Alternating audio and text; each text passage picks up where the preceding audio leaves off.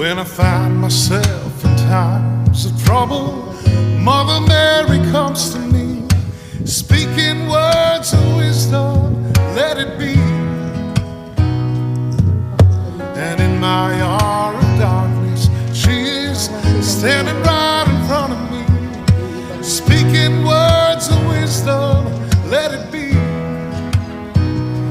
Let it be, let it be, let it be, oh, let it be. Whisper words of wisdom, let it be. When the broken-hearted people living in the world agree, there will be an answer.